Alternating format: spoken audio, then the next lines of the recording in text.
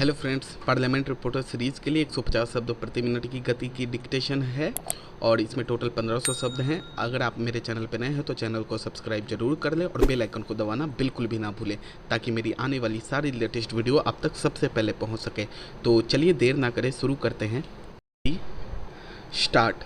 श्रीमान, उद्योग और व्यापार के मामले में भारतवर्ष में बहुत समय से बराबर एक असंतुलन चला आ रहा था और देश में इस बात की आवश्यकता अनुभव की जा रही थी कि देश की जो आर्थिक गतिविधि है उसको यदि इसी प्रकार चलने दिया जाए तो देश में उद्योग की प्रगति बिल्कुल रुक जाएगी और इस प्रकार के उद्योगों की प्रगति के बारे में बहुत से आर्थिक समीक्षकों तथा आर्थिक समस्याओं का ज्ञान रखने वाले विद्वानों ने समय समय पर अपने विचार प्रकट किए और बहुत से लोगों ने इसमें महत्व पर और व्यावहारिक पहलू पर नीति और सिद्धांत के रूप में विवेचन किया। बहुत से मित्रों ने कुछ थोड़े से उद्योगपतियों के घरानों को सामने रखकर बातें कहीं और इस बिल को बनाने में अपना सहयोग दिया। हमने भी इस विषय में अध्ययन किया है और अध्ययन करने के बाद इस परिणाम पर पहुँचे हैं कि देश इस समय औद्योगिक क्रांति के युग से निकलता जा रहा है और इस समय न तो यह अच्छा होगा कि हम ऐसा कानून बना दें कि जिस कानून के जरिए से जो उद्योग में रुचि लेते हैं या जो उद्योगपति हैं उनके हाथ पैर को इस तरह से बांध दिया जाए कि वे आगे ही न बढ़ सकें और ना हम इस मत के हैं कि उनको स्वच्छंदता के साथ इस कदर आगे बढ़ने का मौका और अवसर दिया जाए जिससे कि देश की जितनी आर्थिक स्थिरता है वह सारी की सारी नष्ट हो जाए। हमने इन दोनों के बीच का मध्यम मार्ग चुना है। श्रीमान, इसके पहले इस सदन के और लोकसभा के कुछ माननीय सदस्यों ने किन्हीं एक दो उद्योगपतियों के विषय में विवेचना की थी और उसके परिणाम स्वरूप एक कमीशन का निर्माण हुआ था। उस कमीशन ने अपनी रिपोर्ट देते समय यह बताया था कि देश की प्रगति में और औद्योगिक क्षेत्र की प्रगति में जो एक विशाल अवसर मिलने का संयोग हुआ है उसका केवल थोड़े से उद्योगपतियों के घरानों को श्रेय है जिनके कारण उद्योग में भारतवर्ष आगे चला जा रहा है। और कमीशन ने इस बात को स्वीकार करते हुए भी आगे यह बात बतलाई है कि देश में जो इस प्रकार के उद्योग की प्रगति चल रही है उसमें दो प्रकार की विचारधाराएं चल रही हैं। एक प्रकार की विचारधारा तो ऐसी चल रही है कि केवल धन से ही धन कमाया जाए और जिन लोगों के पास अधिक धन है वे ही सारे औद्योगिक क्षेत्र पर अपना कब्जा कर बैठे।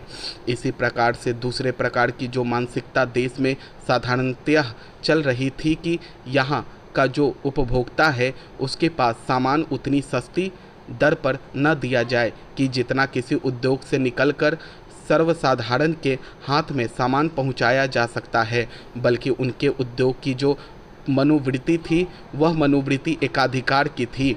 उस एकाधिकार को अगर आगे भी इसी तरह से रखा गया तो निश्चित रूप से यह उद्योग सर्वसाधारण के लिए नहीं होगा और उसके साथ साथ देश के तमाम औद्योगिक संगठनों को भी नुकसान पहुँचे।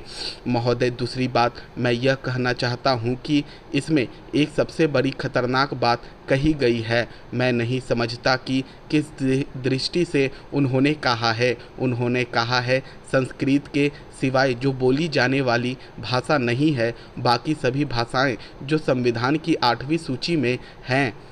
उपसभाध्यक्ष महोदय, ठीक है कि आज भारतवर्ष में संस्कृत भाषा बोली जाने वाली भाषा नहीं है, मैं इस बात को मानता हूँ, लेकिन यह भी तथ्य है कि भारतवर्ष में एक टाइम था जबकि संस्कृत भाषा ही हमारी राष्ट्रभाषा के रूप में थी, परंतु काल की गति के साथ संस्कृत भाषा समाप्त हो गई। लेकिन इस तथ्य से कोई मुकर नहीं सकता।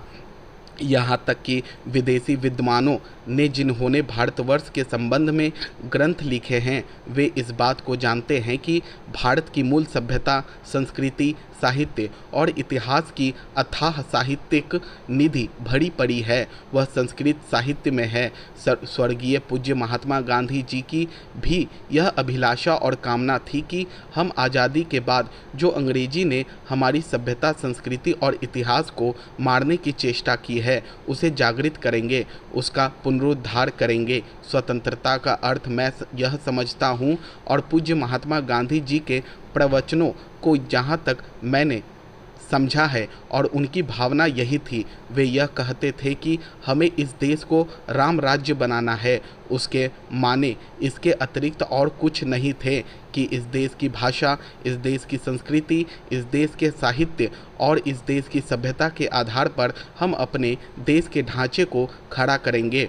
यह उनकी भावना थी। मैं समझता हूँ कि इस देश के साहित्य को समझने के लिए, इस देश की संस्कृति को समझने के लिए, इस देश के इतिहास को समझने के लिए हम इस तथ्य की उपेक्षा नहीं कर सकते कि संस्कृत का ज्ञान होना बहुत आवश्यक है। सभी भाषाएं मूल्यवान हैं, परंतु मैं यह बात भी इस सदन में बता देना चाहता हूं कि संस्कृत भाषा संसार की अधिकांश भाषाओं की जननी है, मातृभाषा है और सबके मूल शब्द संस्कृत भाषा में हैं। श्रीमान, यह जो विधेयक आया है उस विधेयक से कोई समाजवादी बात नहीं की जा रही है। हालांकि कुछ लोग समझते हैं कि राष्ट्रीयकरण करना ही समाजवाद है, लेकिन सरकार समझती है कि समाजवाद और राष्ट्रीयकरण ये पर्यायवाची हैं और इससे दोनों काम हो सकते हैं और वही यह करने जा रही है। जो हिंदुस्तान के बड़े बड़े पूंजीपति हैं उनके स्वार्थों की रक्षा करने के लिए, उनके स्वार्थ को उचित स्थान देने के लिए यह राष्ट्रीयकरण किया जा रहा है।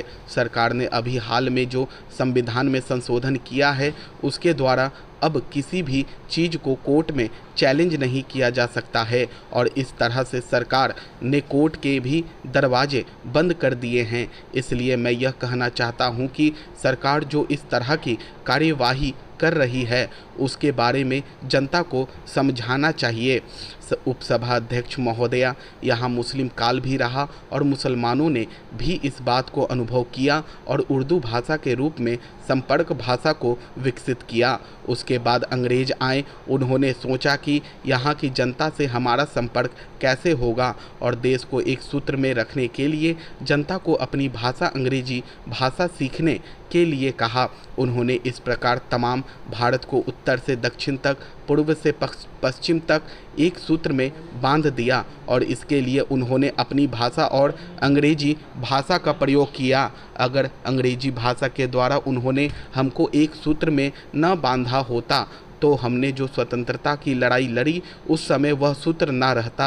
अब बात यह रह जाती है कि स्वतंत्रता के पश्चात हम अपनी उस एकता के सूत्र को रखें या ना रखें, पर मैं समझता हूँ कि किसी भी स्वाभिमानी देश को किसी एक सूत्र में भी विदेशी भाषा शोभा नहीं देती।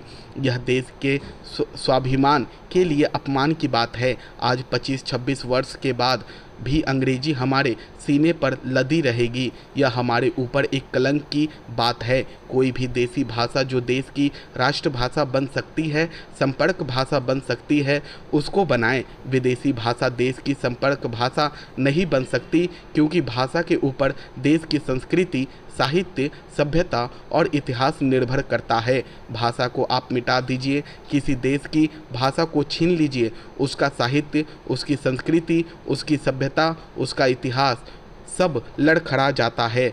इसलिए हम देसी भाषा की अपेक्षा विदेशी भाषा को किसी भी रूप में अपने देश की राष्ट्रभाषा नहीं बना सकते, परंतु इस विधेयक के द्वारा हमारी राष्ट्रभाषा हिंदी को नुकसान पहुंचाया जा रहा है। हमारी सरकार ने संविधान में हिंदी भाषा को इस आधार पर नहीं रखा कि हिंदी भाषा ज़्यादा अच्छी है, बहुत ज़्यादा संपन्न है, इसके लिए नहीं। मैं तो समझता हूँ कि हिंदी भाषा से ज़्यादा संपन्न और प्रांतीय भाषाएं भी हैं, वे भी बन सकती हैं, परंतु प्रजातंत्र में प्रजातंत्र के आधार पर हिंदी भाषा को चूँकि ज़्यादा लोग बोलने वाले हैं, इसलिए हिंदी को राष्ट्रभाषा अंग्रेजी के स्थान पर लाने के लिए सरकार ने संविधान में रखा और हमारे देश के प्रतिनिधियों ने सर्वसम्मति से उसे स्वीकार किया कि अंग्रेजी का स्थान हिंदी ले सकती है, क्योंकि हिंदी ना जानने वाले देश में जो प्रांत हैं उनको कठिनाई थी नौकरियों के कारण। उन्होंने कहा कि अंग्रेजी को भी साथ साथ चालू रखा जाए ताकि दूसरे प्रांत के लोगों को इसमें कठिनाई ना आए।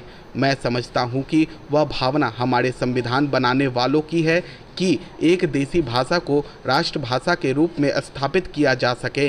यह स्थान हिंदी भाषा को मिला। यह विधेयक जो भूपेश गुप्ता जी लाए हैं, यह उसके खिलाफ बहुत बड़ा षड्यंत्र मैं मानता हूँ, और इस षड्यंत्र के पीछे सबसे बड़ी बात यह लगती है कि अंग्रेजी राष्ट्रभाषा बनी रहे, हिंदी नहीं। स्टॉप। दोस्तों, ये पार्लियामेंट रिपोर्टर सीरीज़ के लिए डिक्टेशन थी। आपको ये वीडियो अच्छा लगे तो लाइक ज़रूर करें और कमेंट करना बिल्कुल भी ना भूलें। तो अगर आप मेरे चैनल पर नए हैं तो चैनल को सब्सक्राइब जरूर कर लें और बेल आइकन को दबाना बिल्कुल भी ना भूलें। तो चलिए फ्रेंड्स, मिलते हैं नेक्स्ट वीडियो में। तब तक के लिए बाय बाय।